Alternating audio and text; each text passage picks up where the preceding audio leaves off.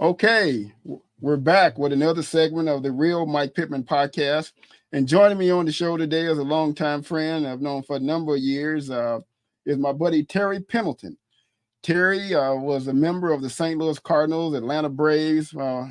People here in Illinois still like him, even though we were in Illinois, but he was in that era of the Whitey Herzog era and came up with the Cardinals. He and I were played in the Cardinal organization years ago. Terry went on to bigger and better things, and now I'm here doing podcasts. So, but anyway, Terry, good to see you, man. How's everything going? Good. It's good to see you, man. I'm other than getting old as we know it, I just had back surgery on the 6th of this month, and just recovering and getting myself healthy again, and where I can move around and do some things freely if possible. Yeah, we're all getting older, man. I told you that story about, you getting old when somebody compliments you on your alligator shoes and you barefoot, You got that right. No doubt. Well, man, it's good to see you, man. It's good to talk to you. And I know you got a lot of stuff going on, so I'll try to keep it brief, man. I just have some questions. I want to talk to you about a little bit about baseball and your history in it, and where you see the game going now, and just the history though. So tell us a little bit about Terry Pendleton, about how you even got started in baseball, where you grew up at, where you went to college at, and stuff like that there. Okay, well, I actually started playing baseball when I was 11 years old. I moved from South Central LA to a place called Oxnard, California, which is 50 miles, I would say, northwest of LA, and hadn't ever played any organized sport before I moved to Oxnard, California. So I got the opportunity to play organized baseball when I was 11 years old. 11 years old, and I was the worst player. No, I was 10 years old. Excuse me. I was the worst player in the entire league. I was that kid playing right field. I could catch it and throw it. Couldn't hit a lick. Got one hit the entire year. I hit a ground ball over the first base bag for a double. I remember like it was yesterday, and it was 50 years ago. Yeah, I kid you not. But I had a godbrother who my sister and his sister went to school together and took me over to play with him one day. His name is Victor Anger. We became real good friends, and we battled each other. He was 2 years younger, but we battled each other all winter long that year. We played a game called Strikeout, where we went to our elementary school, drew that box on the wall. That was a strike zone, and we pitched against each other, and we put cans out there for single, double, triple, and home run. And that's what we did all winter long. And after that winter, I came back the next year to play baseball as the all-star shortstop. That's how much work we put in over the winter. Wow. Oh, my goodness. And you went to college. Where did you go to college at, Terry? I went to Oxnard Junior College, but just to throw this out there so you can get a little view of how things were back then, I went to Channel Islands High School in Oxnard College. At that time, it was a 2A school.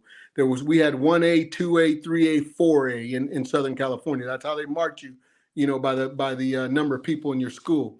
I was in a 2A school. I didn't know how good of a baseball player I was. Basketball was my love. I was much better at basketball than I was at baseball. So that's where I spent all my time, playing basketball and baseball. Of course, I'm 5'9" and didn't really get that high. And in high school, I was 5'6", So I said, well, maybe I better concentrate on this baseball thing a little bit too. So my junior year, I got to play. I did well my junior year. But my senior year, I still didn't know how good I was. I was all league, all county, all Southern California first team, county MVP, league MVP, the whole deal, and still had no idea what kind of baseball player I was. So with all that, I never got looked at as a baseball player. No scout ever showed up to see us play. We went and beat 3A schools and 4A schools and still no looks. I even had a scout come up to me later on in life and said, man, you kind of fooled me. I never thought you'd be that type of baseball player. And I watched you darn near every day. So it just shows you, what do they see? What don't they see? But I left there, didn't have a scholarship offer to do anything. So I went to Oxnard Junior College, which in 1979 was the first year they had a baseball team. So all the kids from my area that were good, we all got together over the summer and said, hey, let's go to the same junior college then. So we literally started up Oxnard Junior College in 1979 and went on to win that league that first year and go to the Southern California playoffs, and we lost in the playoffs there. But the next year I played again there at Oxnard Junior College. Then I had an opportunity.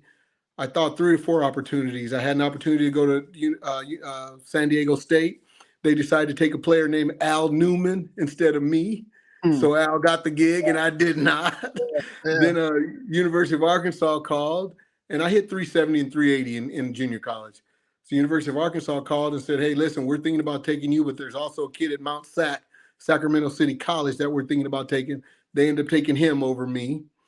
So then I had a 1 full ride to Michigan State. And I said, there ain't no way the Southern California boy gonna make it in Michigan State. It is too darn cold. And where we gonna play baseball in this? That was my thought process. Little did I know most of those teams come to Florida and play all summer long till they get going, But that was my only clue. I'm like, there ain't no way I'm going to Michigan State. So I ended up not going to Michigan State and taking a partial scholarship to Fresno State University. I had a partial my junior and senior year. Got to Fresno State. Battled my way into the lineup, got to play, drove in the winning run one night, and 2 nights later I wasn't playing and didn't start another game my junior year. Wow. So I got 40 at-bats the entire year, my junior year, hit 300 on the button. So the next year, I go back in at the end of the school year to sign my scholarship, for my scholarship with all the other players, and I walk in and coach asked me what I was doing there. I said, well, I come in and sign my scholarship papers. He goes, well, no, I think you must have misunderstood me. That was only for 1 year. Oh my God! I was like, oh no, coach, you promised me 2 years. No. So I immediately went home, called my dad. He says, you going back to school there? I go, no, I'm not. He goes, oh yeah, you going back. They don't want you back there. You going back. I go, Dad, how's that gonna happen? I can't afford it. You guys can't afford it. How in the heck am I gonna come back to school here? He goes, you coming home? You're gonna work your butt all summer long and pay your own way back. So, yeah, I went home, worked all summer long. I played 1 baseball game the entire summer, the entire summer, paid my way back to school the first semester,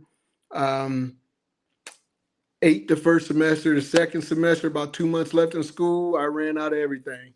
Luckily, I paid for my apartment the entire year.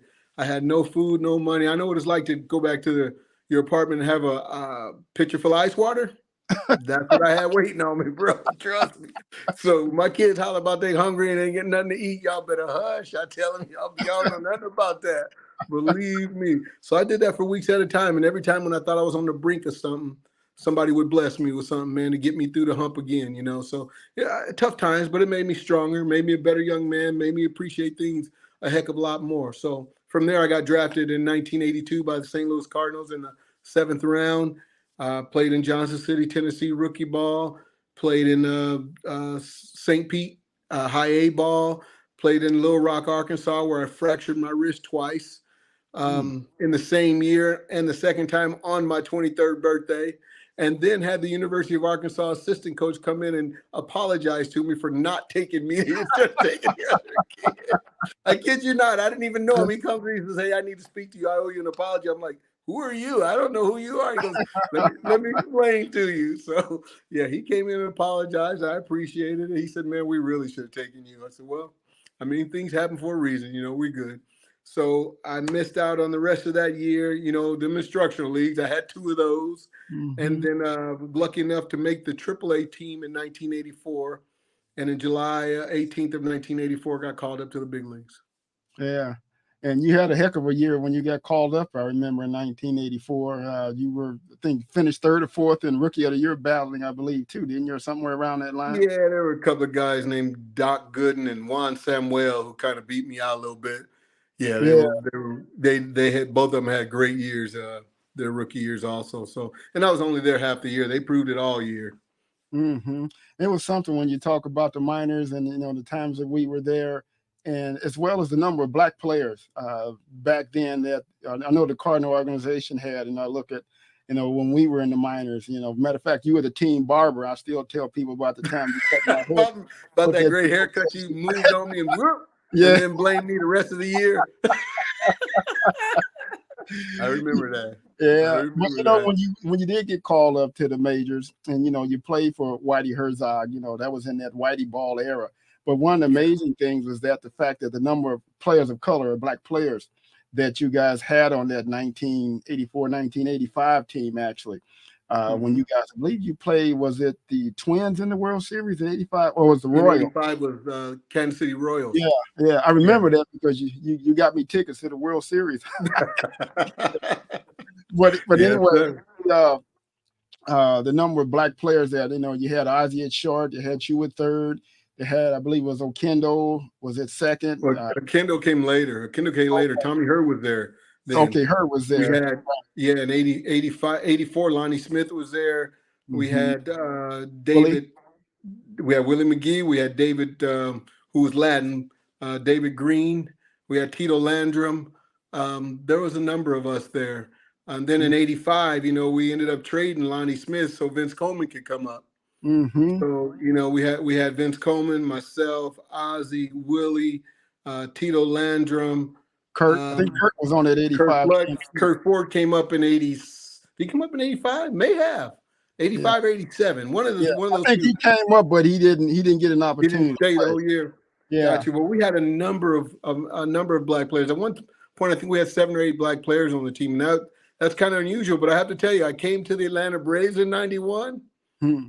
Amazing. I mean, I started counting. I think I counted 11 on a 25-man roster. Wow.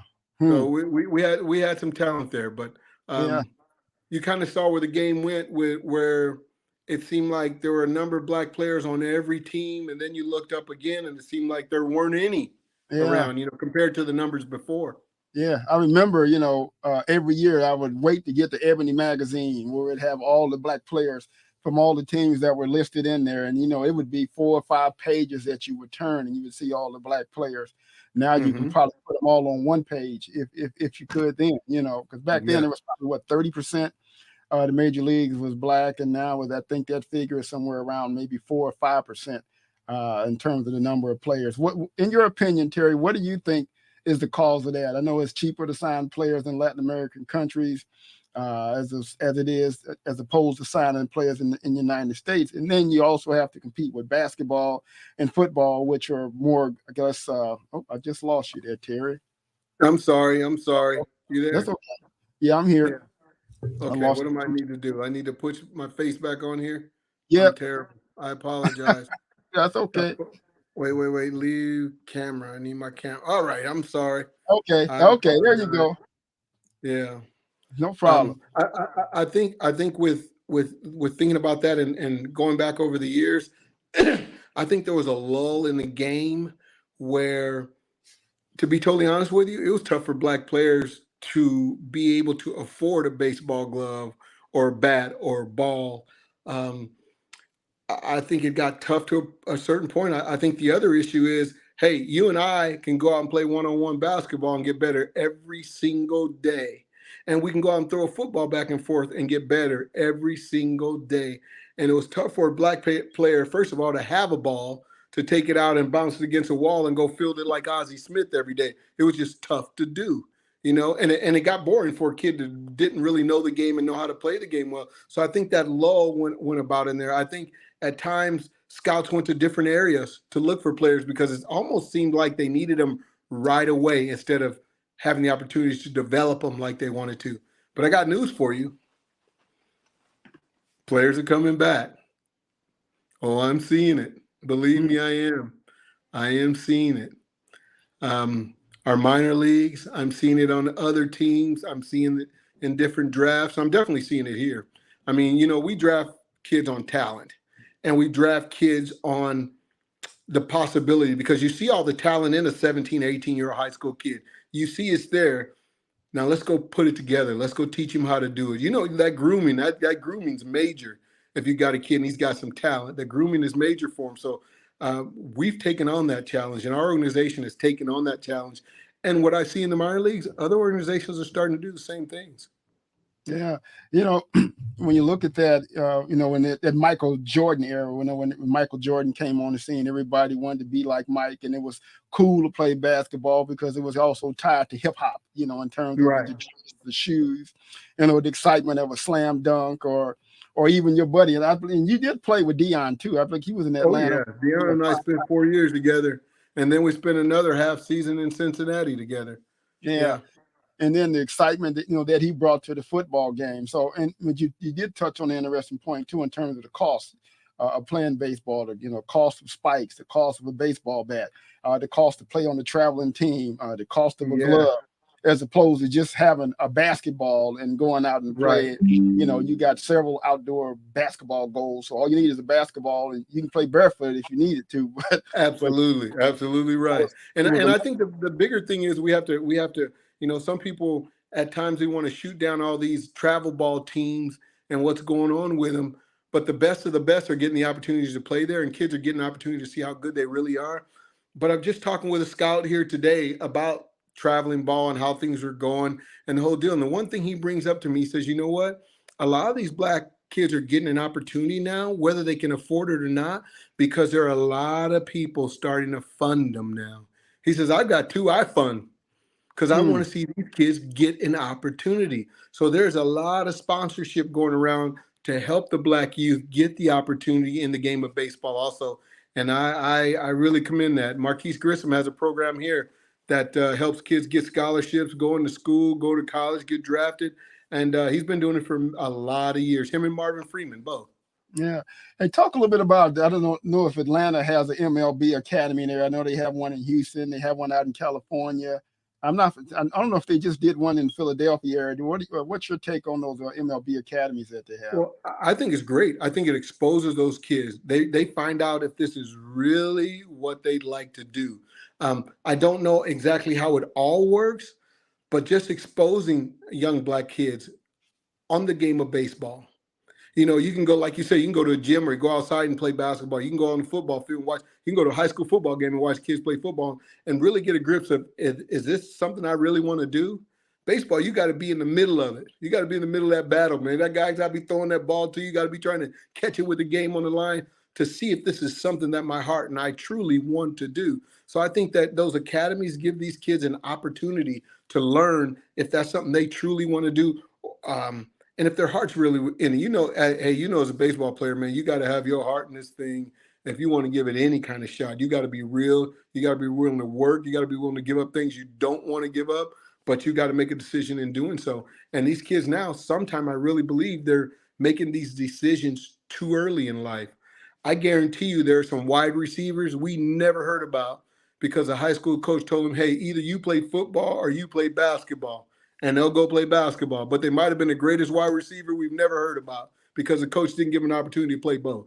Yeah, it reminds me of the story about Vince, Coleman. Vince was a football player, and he had drafted by the Vikings, and he was a punter in college. But Vince said whenever he got with the Vikings, they told him to go over there with the wide receivers because you can run, And Vince said, no, I don't want to be a wide receiver. And then he signed with the Cardinals, and everybody know how quick he was, how fast he was. He's probably the fastest player that I ever played against. The other one was probably Otis Nixon. I got to play with both of them. That's right. He was a part of the Braves team as well. But yes, I remember, when Vince came up. As a matter of fact, I remember one year in 1983, and we were playing in Springfield. It was Vince, myself, and John Young. And we went down to a Cardinal game. We had a day off, and we went down to the St. Louis Cardinal game. And so we were down on the field, walking around on the field. And I remember hearing one of the sportscasters. His name was Ron Jacoby. And we were basically, just kind of hanging out on the, I heard all the players hang out on the cage. And I overheard Ron Jacoby tell Mike Shannon, he said, hey, look, there's that Coleman kid over there. He stole all those bases in the minor leagues, but he'll never do that in the big leagues. Then 2 years later, steals 100 and some bases in the big leagues, and then 110 as a rookie. Yes. And that was something else. But that whole era, what was the most memorable moment that you had playing for the Cardinals in the Whitey Herzog era? Oh man, that's tough because there were so many moments where, I think one of the bigger things was the Ozzie Smith home run in Game 5 of the playoffs in '85 against the Dodgers, and I think Game 6 and Jack hitting the home run in LA. because all my family's from LA. All my family really love me. I guarantee you 3/4 of them were cheering for the Dodgers, to be honest with you. And we went in there and shut that mouth, That was the biggest part. Dodgers won the first two. And I know even some of my buddies were going, oh, man, TP, yeah, that was great. But I think your season's over. The Dodgers won the first two, and we come back and won the next four, kind of quiet them down. I think that was big. But I looked at us every day, Pitt. When we were on our game, like in 85 and 87, it was just so much fun. Knowing that other team was going to struggle and press and try to do too much to stop speed. Mm-hmm. I remember that 1980. Matter of fact, I was at that game in 85 when Ozzie hit that home run. Of all places, I was sitting next to his then wife, Denise. Right. When he hit that home run, I had the tickets and sitting behind home plate. And I remember when he hit that home run and those words that Jack Buck said, "Go crazy, folks." You're right. Crazy. That's kind of a trademark now when people talk about that and we look at the game. And one other more important person I know that everybody knows that came to that Cardinals organization was George Kissel. How can we not say enough about George? And I know you have your stories about George. I had an opportunity to play for him in the Instruction League one year. Tell us a little bit about George Kissel. Well, we always said if there's anybody that knew more about baseball than George Kissel, it was God. Nobody else. That was the bottom line. George, he always had an answer for you, and it was always the right one. And as soon as you thought you were going to outsmart him with something, he had two more answers better than yours, I can tell you a story, two stories actually, George and I. When I fractured my wrist in 1983 for the second time, I figured, okay, they sent me home. I was at home for 6 weeks or more, and I get this phone call, says, hey, we want you to come to the Instruction League. I'm like, oh, no. I done gained about 12 pounds. Now I got to go to Instruction League and face George Kissel. What in the world? So I fly to St. Pete and walk into that office that morning, and George looks at me and says, hey, my office. You know how I talk. My office now. So I get into that office, and he looks at me and goes, are you kidding me? You've been at home for 2 months, and this is how a ball player takes care of himself? And I couldn't say anything. I was like, he goes, I'll tell you what. I got to let you know something. When you leave out of this office, I'm calling Whitey Herzog and let him know, dead serious, you are not coming to big league camp this next year. You were supposed to be in big league camp in 1984, and you will not see it. I'm positive about that right now. And he goes, furthermore, tomorrow morning, 7 a.m., dressed and ready at second base. And I'm like, oh, my. So he made that phone call. He come back and told me, Whitey agreed, you ain't showing up. Forget about it. I had no idea. But now I had an idea that I wasn't going. So the next morning, we walk out to the dugout to walk onto the field. There's an empty bucket and a bucket of balls. He goes, take them both with you out to second base. He says, put the empty bucket at second base. Put it right on top of the bag. Take the other bucket with the balls in them and set it behind the pitcher's mound. And you get out to your position. At that time, I was a second baseman. You get out to your position. Yes, sir. He goes, I'm going to hit this ball. And when I hit this ball, I want you to go get it, and I want you to run it over here and put it in that bucket at second base. I did that for 2.5 weeks straight. I couldn't wait to see Sundays. Sunday off. I couldn't wait to see Sundays. I did that for 2.5 weeks straight. Every morning, 7 a.m., bucket of balls, no matter. And if I missed it, I had to go get it and run it back and put it in that bucket for 2.5 weeks. I came there 12 pounds overweight. I left there. I lost 17 pounds when I left. Oh, my goodness. I kid you not. So George did that to me. So in that first year in Instruction League in 1982, the year before, I made an error at second base, ball through my legs, run scores. I come into the dugout and I slam my glove down. He goes, you're out of the game. What? You're out of the game. Flacco, Mike Harris. Flacco, you go play second. Okay, so the game's over. We're in Clearwater. Game's over. We go back to St. Pete. He calls me in the office, Mike Harris in the office, and Bobby Meacham in the office. Close the door. He goes, all right, I'm going to ask you the questions, Pendleton. Meacham, Harris, I want you guys to answer them. So he asked me all kind of different questions, and Mike and Bobby abused me in that room. Absolutely. Oh my goodness. Absolutely abused me. What kind of effort do you think you gave at second base today? I'm not talking about the play. I'm talking about coming in the dugout, throwing that glove. How professional is that? Mike Flacco, answer that. Oh my God, they wore me out. Kissel had a way of doing things, man. He really Oh did. yeah. Them two boys wore me. Those are my buddies. They wore me out in that room. After Yeah. that was over, the way I walked out, they all come out apologizing. I go, no apology necessary. I deserve that. But he was teaching us all a lesson. He was teaching Oh those yeah. two that same lesson right there. And that's how Kissel was. There was always a lesson involved in it, no matter what it was. Now, mind you, those 2.5 weeks, I was busting my tail catching those ground balls a second. The second Sunday, he invited myself, Vince Coleman, and John Young over to his house. The missus cooked fried chicken for us. So that's Kissel. That was Kissel. That Sunday we go have. He beat me up, but that Sunday we having fried chicken together. Oh yeah. That was Kissel. That was him. But he taught us all something, man. You talking about knowing baseball? He told me, he says, "Hey Pendleton, if you don't like it, I'll go in here and I'll call St. Louis and now I'll tell him either he goes or I go." And he says, "I guarantee you, my uniform will be hanging in that locker tomorrow." Yeah. Yes, sir. Yes, sir. It will. I understand. But he was hard. But he kick you in the butt. But he love on you too, man. He made you feel special. It didn't matter where you were on the totem pole. He always made you feel special. Yeah, he was. I mean, when you look at the number of players that he had come through that organization for, I think almost 70 years, he used to say the only paycheck I ever got in my life was from the Cardinals.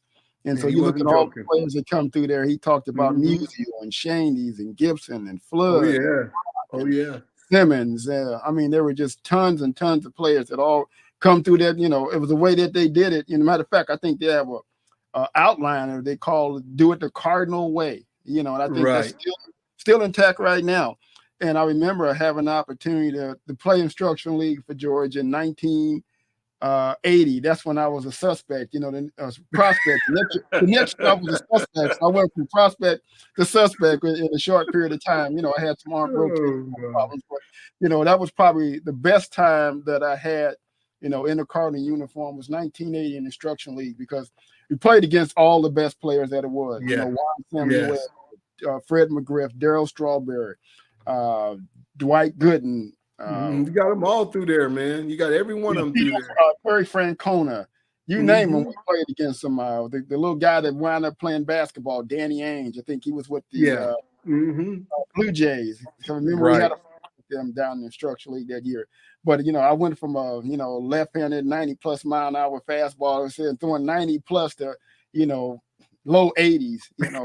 But again, that 1980 year was the best year that I had with the Cardinals, and that's where all my memories are at. And then playing for Kissel, because he personally picked me out to go and play in the instructional league. He said, "I want to make a reliever out of you, Pitt." That's awesome. I gave it 100% too. And then I look at all the players that come through. Mike. Me and Mike are still friends now. I know he just wrote his book, and I was best man at this wedding. He's down in Houston. Well, my son, little Mike, is down there as well. So that's right. Yeah, have so many memories together through that Cardinal organization. And I know when you went to Atlanta, a lot of Cardinal fans were sad because you were a part of that dynasty that they had in the 80s. Whitey I'll tell you, Pitt, I tell people to this day, the longest walk I ever took was a walk out of that tunnel, out of that clubhouse with my bag, leaving St. Louis the winter when that 1990 season was over. The longest walk I ever took in my entire life. And it wasn't that long, but it seemed like forever, man, trying to get out of there, knowing that's where it all started. And this is where it's ending right here, walking out of this clubhouse, with my bag. But, thinking back about Kissel, I talked to Doug Manzolino, who's one of our special assistants with the Atlanta Braves now. And when Doug was coming through as a coach, I didn't realize this, but other organizations sent their infield coaches to Kissel during the winter. Kissel would teach other. Oh yes. He knows all Kissel stuff, man. Kissel, you never played for the Cardinals, but you knew how to do things because they went and saw Kissel during the winter. Man, and Yeah. all the managers that, Joe Torre, all the managers, Riggleman, that Hmm. basically that he Leva, basically all of them come through there. All of yeah, them. Yes, yeah. sir. It's remarkable with a guy like him and all the people that he taught to come through that organization. His fingerprints are all over Major League Baseball. And Everywhere, no doubt about it. None whatsoever. now, when you went to the Braves, I mean, it wasn't that bad for you went to the Braves because I believe you were the MVP that next year of the league, correct? Yes, sir. Yes, sir. But how can I put this? The first year I had a multi-year contract, so you can relax a little bit now. You ain't got to act like you're coming out your shoes every single day. Um, I had some teammates around me. Not that I didn't in St. Louis, but I was an older player. I kind of understood how to do things now. I settled down a little bit, wasn't too anxious to do stuff, understood my strengths and weaknesses, and I had teammates around me who were young. Um, and understood what it took. Well, they didn't understand what it took, but they understood that we had myself, Otis Nixon, a few Sid Bream, a few veteran players that could lead them and guide them, and they took the guidance. And with that, that's how we took off. But what I brought with me was what I learned in St. Louis. A number of things that we did here in Atlanta in 91, I brought with me from St. Louis because we had that type of team. We had speed. We had Ronnie Gann, Otis Nixon, Deion Sanders. We had guys in front of that lineup that could flat go, So why not take advantage of these things? So we basically taught ourselves with Bobby Cox's leadership in doing so, learned how to play the game another way and put pressure on other teams. And plus, we had young pitching, and I saw that in 1990 because we faced the Braves with all that young pitching that they had in 90. And I saw, hey, if they get a little backing behind them, somebody can catch the ball, they won't be bad at all. And they were, honestly, the first year, they're a heck of a lot better than I thought they were going to be. Yeah, and so you play with Maddox, and you had how many years did you play in the majors, Terry? 15. 15 years. And I know 15. after that, you coached for a number of years. Tell us about what it was 16 like. coaching. Oh, how many? 16 coaching in the major league. Yeah. And I know you had some managerial possibilities. Do you have any regrets about turning down some of those opportunities now, years later? I didn't. I was a finalist in 2 jobs. I didn't get the opportunity to manage. I was a finalist in 2 jobs.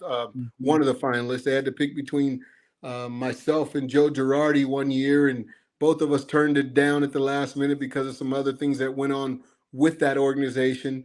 And I thought I was going to have another opportunity in Philly, and it came down between myself and Charlie Emanuel, and I can't argue what they did. Charlie went on to win World Series, so I can't say they made a bad choice there at all. But those are my real opportunities to possibly manage. But I've always wanted the opportunity afterwards. I just never got the phone call to get an opportunity. I thought it'd be something that I'd possibly be pretty good at, leadership role. So, but I never got that opportunity. So I went on coaching and tried to do the best I can at being the hitting coach for 9 years. I coached first base for 5 years, and then was a bench coach for 2 years. Yeah. Now you're still with the Braves as a special assistant to the GM or something like that. You still with the Braves now, right? Yes. The special assistant to baseball operations. Excuse me. So what I do is I bounce around our minor leagues, working with our minor league managers, coaches, and players. So I'll go out and work with the infielders on the course of the day. I'll go out and work with the hitters during the course of the day. And then I'll sit in the game during the dugout. If coaches, players, managers have any questions for me, I'm there to answer them or to assist them. I will never go down to a coach or manager and tell them they need to do something. I'll go down to a coach and mention something to him, but I want the coach's perspective on it first because he may teach me something. As I tell all these kids, I don't know it all, but I'm going to throw something at you when I see it's not the way I think it should be done.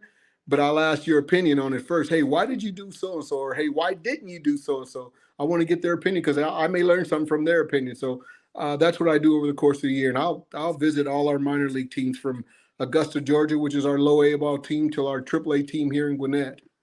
Do you have any aspirations to go back to the big leagues? Or you enjoy working with the younger players now? Or it's funny because I heard Willie McGee tell me this about 8 years ago because he was down the minor leagues working with the minor league kids, and he said he absolutely loved it. And I'm thinking, okay, Willie, big leagues or minor leagues? He says, man, I hadn't been a big league coach yet, and he hadn't gotten the job yet. But he says, hey, I really enjoy what I'm doing down here in the minor leagues. Honestly, I got out of that grind of that big league schedule. I don't. You'd have to make it worth crazy wow for me to go back to the big leagues, Penn. I just got to be totally honest with you, man. Because of the fact that I enjoy what I'm doing, I'll be 64 years old next year, and I've got grandbabies and the missus, and there's things we still want to do. And so for me, the schedule that I have in the minor leagues, where they literally most of the time allow me to bounce and do what I want to do when I want to do it, to be able to do it that way just makes my schedule perfect for me, you know. So I enjoy. The other thing is I absolutely enjoy working with these young players down here and coaches and managers and watching their eyes light up when we go out and work on something and a day or two later or that same night it happens and they have success doing it. Oh, that's all I need. You know, I got an opportunity while I was down there when I was in the big leagues. I got the opportunity to work with Ozzie Albies and Freddie Freeman and, you know, at that time Dansby Swanson and actually in 2018 I had Austin Riley down there, our third baseman. So I had the opportunity to work with a lot of these kids that are in the big leagues now, and I've enjoyed every moment of it. Speaking of Braves and coaches, I just seen Ron Washington just got named the manager of the Anaheim Angels. Is that correct? California, Los Angeles Angels. Yeah, Los Angeles Angels. Yeah, show you how far out I am from the game now, you know. No, it changes. Believe me, I know. Yeah. But you know, it's one of a number of dwindling black coaches, managers in the big leagues. You know, Dusty just left and they retired after, you know, having a stellar career, and he did get a chance to win the World Series. What do you see is going in terms of Major League Baseball and their willingness to promote more black coaches and black managers in Major League Baseball? Well, I think there's a big number of coaches getting the opportunity in the game. I don't know the numbers managers-wise. I know there aren't a lot of black managers in the game. And there could probably be a few more, and there are probably a few more out there that deserve the opportunity to manage, but it's not happening. I'm fired up for Ron Washington because of the fact that Ron's waited a long time. I don't know what took people so long. Perry Manassian, the general manager and president of baseball operations with the Angels. I love Perry. I am so fired up that those two are working together. I hope in 2024 we're playing each other in the World Series. I hope they turn it around that quick because I love Ron Washington. I love Perry. Excuse me. And I love the opportunity that Perry's given Ron. And those two are going to blend together, and I think they're going to come up with a solid solution for that Angels team there. The man for the job with the Angels is no doubt Ron Washington. I'm glad, like I said, so fired up for him to get the opportunity because I thought there were a lot of opportunities he should have had. And honestly, I think there's a team in Southern California, and I ain't talking about the Dodgers, that probably should have hired him when they had the opening a couple of years back. And I think that team would have been an entirely different ball club down there. And I think they would have, because they have all the talent in the world and they just hadn't put it on the table properly, I think Ron would have definitely helped them do so. And I think with Anaheim bringing in talent, trying to get pitching, and the whole deal, I think it feeds right into Ron's managing style because Ron loves to teach. And that's going to be a perfect job for him. Yeah. Now talk a little bit about the old school versus the new school way in terms of how baseball is operated. I know now it's all about, you know, statistical analysis and launch angles and these things as opposed to the old, you know, tobacco chewing, cigar chomping guys, you know, like a Joe Pepitone, get the head out, you know, tobacco spitting. Where do you see the game going? Because now when you look at even some of the major individuals that are running, you know, baseball operations organizations, many of them have never played in the major leagues.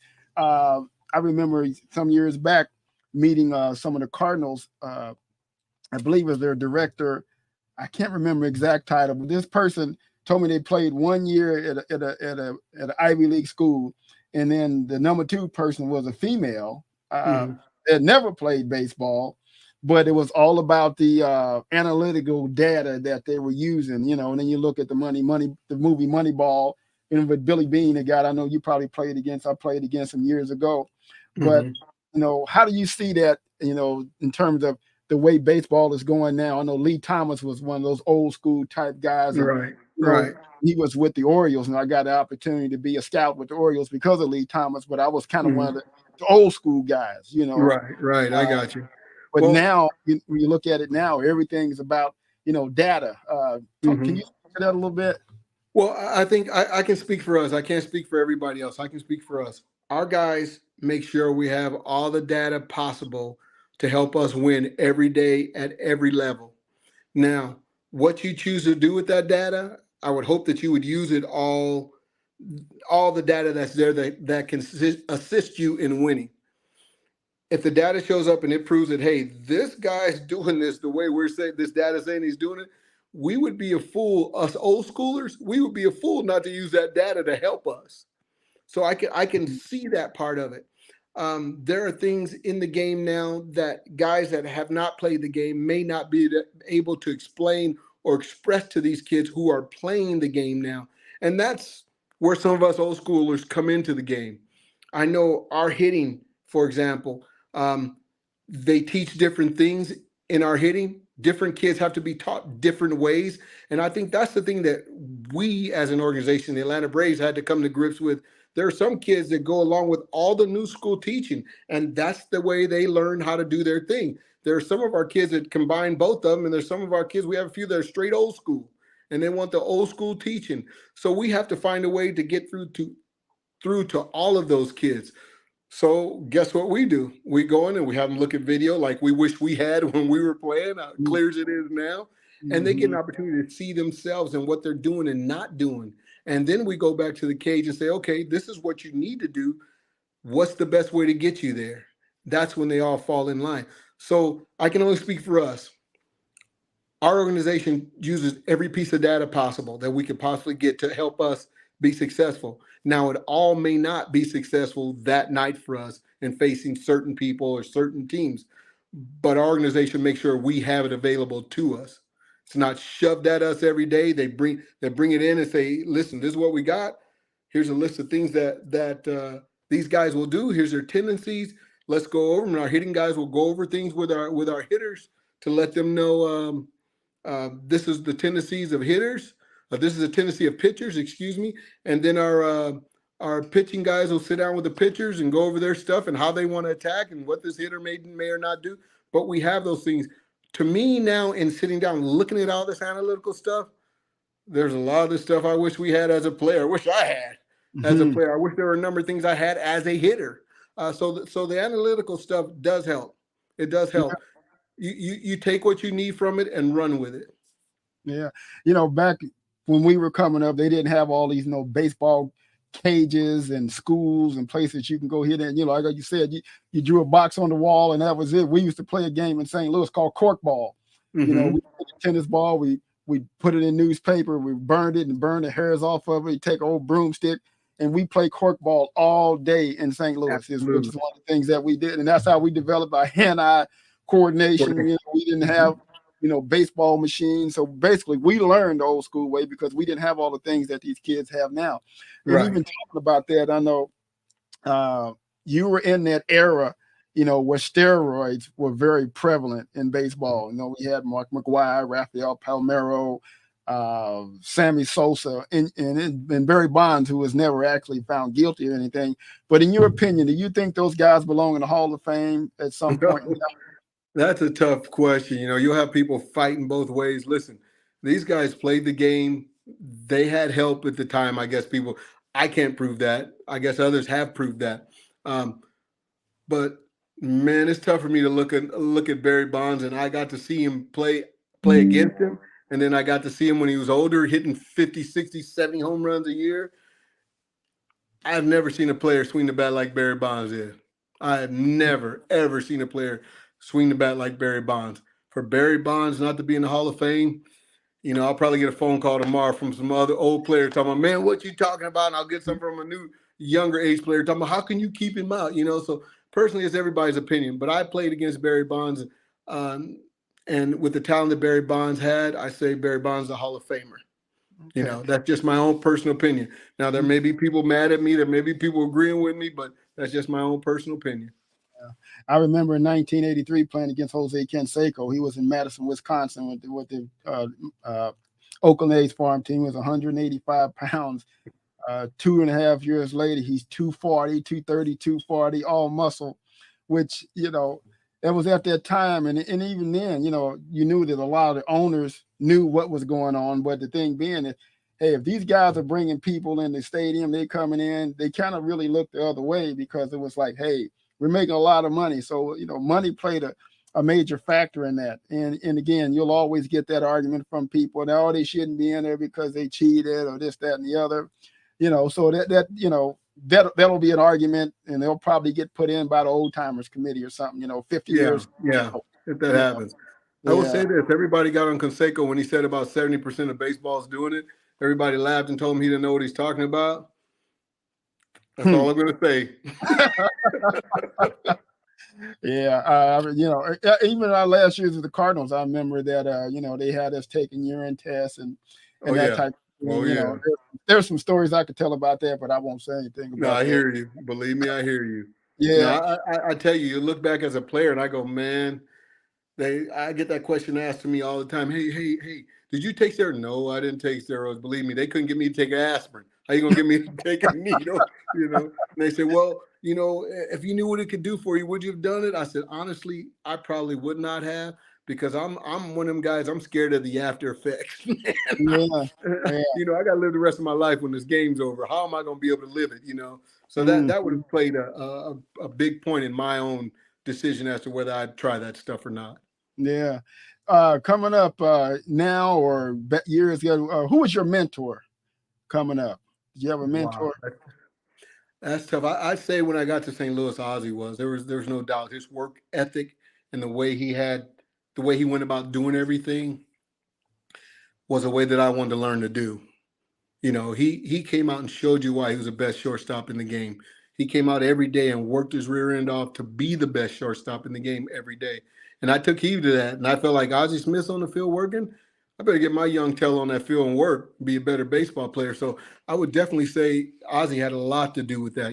Willie talking about the game and hitting and different styles of pitchers and how to go about hitting different pitchers. And, Willie would ask me questions about pitchers, and I was younger than he was in the game, but he wanted a different perspective, what I saw, what I didn't see. So Willie was huge to me in the game and playing the game off the field, just talking about life and different things going on in the world. Willie was huge for me in that aspect. So I would probably have to say those two guys were big for me. Yeah. I just have a couple more questions for you, Terry. I appreciate you taking the time out. Like I say, well, it's been a while since we had an opportunity to talk like this, but it's been really great. And I know our listeners are going to enjoy this show when we air it. The number of ML teams that they have now, and I know they're moving the Oakland A's to Las Vegas. Yes. What do you think about that after so many years that team being in Oakland? Is it a money deal, I'm sure? Excuse me. I have to look at it the same way I looked at the Raiders. That's why the Raiders are in Vegas. Everybody's screaming about new stadium and new this and new that, but there weren't people out there supporting them. I've been to Oakland where there are more Braves fans than Oakland fans. I've been there. I was on the Kansas City Royals, and we weren't the best team in baseball. We had more fans playing against Oakland than Kansas City. Than Oakland had. So for me, I'm like, okay, good for the A's, man. Go there, Vegas. The Vegas people seem like they're supporting the heck out of the Raiders. I got buddies that'll fly from Oxnard, California into Vegas to see the Raiders on Sunday, so they're getting that support. So I'm happy for them to be able to go to Vegas and get that support. I hope they go to Vegas and the players respect the fact of the city they're in. That was my first concern with any team going to Vegas, because we all know Vegas. Vegas is Vegas. And to not have players get caught up when they get themselves in trouble off the field. That has been my biggest thing. And the Raiders seem to have done it, other than the kid that, ran into the girl at the stoplight or whatever. Raiders seem to be kind of spotless as to, getting in trouble and having incidents there. So hopefully the A's can go there and do the same thing and have success and get that fan support back for them. Yeah. Two more questions. What do you think about the salaries now that they're playing these major league? I wish I was born 40 years later. Hey, let me just say this. Everybody mentions that to me at different times, and I will say this to you. If I'm the owner and I'm able to pay you $40 million a year, what am I making? Exactly. That's the way I leave it. And I'll tell every player on earth, get what you can. If they're gonna pay you 35, take your 35, whatever it is. If they're willing to pay you to go out and bust your tail and give it your all, take that money, but make sure you go out and bust your tail and give them your all. Yeah. Well, Terry, last question. You talk a little bit. You talked about your grandchildren. How many children you have? How many grandchildren you have? Because we're at that age now. Well, I've got here. I've got Stephanie, my oldest, Terry, and then Trinity, my youngest one, who just graduated this past year from Georgia State University. And then I've got Stephanie and her husband Brian. I've got two grandbabies. Miss Evelyn, we call her Evie, she'll be 4 in February, and then I got Mr. Little Caleb Lee, who will be 2 in March. And they, in fact, they're upstairs now. I'm glad you don't hear them because they get here and they get after, which I don't blame them. I love it every minute of it. Well, that's great, Terry. And I know you're enjoying those grandkids. I have my first one myself, little Michael. We Michael Pittman III, so we call him MP3. Okay. He's down there in Houston, and him and Mike Harris are actually really good friends. Michael father to little Mike down there, and so that's awesome. And then he had an opportunity to go down there and play. He played at an HBCU, at Prairie View A&M, and so he enjoys it, likes it in Houston.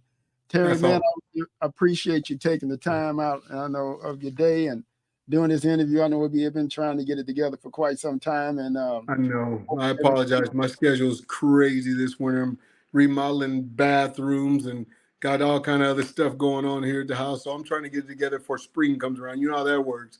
Spring comes around, you can't do nothing. Are you another Bob Vila? You doing it yourself, or you hiring? No, bro. But if I had to do it myself, it'd never get done right. Right, I said. Be like one of your Three Stooges bathrooms. Exactly right. You got hot water in it or something. I'd be getting hot water from the bathroom next door because I'd have messed up the one I'm in. No doubt. Oh man, well Terry, man, I thanks a lot, man, for coming on and doing the show. We'll stay in touch. I don't know how often you talk to.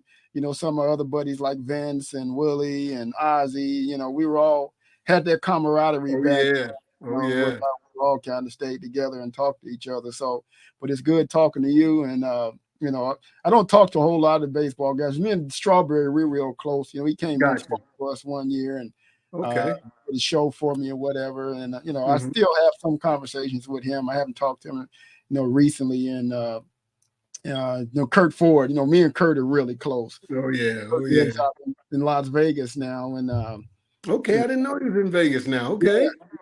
Yeah. Back in 2010, Kurt and I got an opportunity. They have a team here in Springfield. It was back then. It was called the Sliders. It was a wooden bat league. And they had Jack Clark and Danny Cox were the manager and coach. That's right. And then the next year, Jack Clark got an opportunity to be, do something in St. Louis. So they asked Kurt to manage the team. And then Kurt called me and said, Mike, man, you want to come be my pitching coach? Right. This was 2010. And we went in and did things the Cardinal way, the way we were shown with the Cardinals. So we took a team that had been 20 games under 500 the year before and turned around, was almost 20 games over 500. Oh, wow. We had 10 pitchers the whole year. I think about Bo Milliken and Darryl Knowles, the way we did stuff the Cardinal way, and 10 pitchers the whole year. We had 13 players get drafted off of that team. Awesome. A couple of them are in the big leagues right now. That's awesome. And they didn't like the way Kurt did stuff, but Kurt, it's kind of like I would think about Michael Jackson and how he said one day that when he thought about his daddy, Joe Jackson, it made him regurgitate. And then Jackson came back and said, yeah, but you regurgitated all the way to the bank. That's exactly right. And the way Kurt, his style that he had the players, because what we were trying to teach him, because these were all college kids, and they were used to playing on Friday, Saturday, and Sunday. I said, well, what are you going to do when you playing 14 straight days? And it's 98 degrees outside, because I'd had the players out there at 3:30 in the afternoon running, doing the things that we would do. And they would complain because it's hot. I say, well, when the game starts at 6:30 and it's 95 degrees, what are you going to do? You got to train your body to be able to play in this type of weather. But they still complain, Pitt. we had so many of those players that came up and thanked us afterwards because we basically prepared them for the next level, when they went to go play minor league ball or whatever, because the grind it is in minor league baseball. You're on the office, you drive, you're riding forever on the bus, and the foods that you're eating, it just so much different. But they all thanked us afterwards because we prepared them. Even some of the college coaches came up and thanked us because we prepared their players. So it was a good thing. And it was kind of like our last hurrah. We got an opportunity to be on the field one more time. So there you go. There you go. And you got to teach, man. You got to teach. Them kids left with something y'all were taught, man. That's awesome. That's what we're there for. Yeah. And I had an opportunity to have a school for a couple of years too here in Springfield. I did a school, but now I don't do any lessons anymore. But that same knowledge, coming up with the Cardinals and learning from George Kissel, learning from all those different coaches, I remember Lou Brock, being able to have an opportunity. And you were one of the ones they would take all the fast players, you, Vince, Willie, Lou Brock come in and work with the base runners. I would stick my head in there. I couldn't run, but I would still stick my head in there. Hey, I never know what you could pick up. So it was great. Terry, man, I appreciate it, man. Thanks a lot. I'm gonna stop.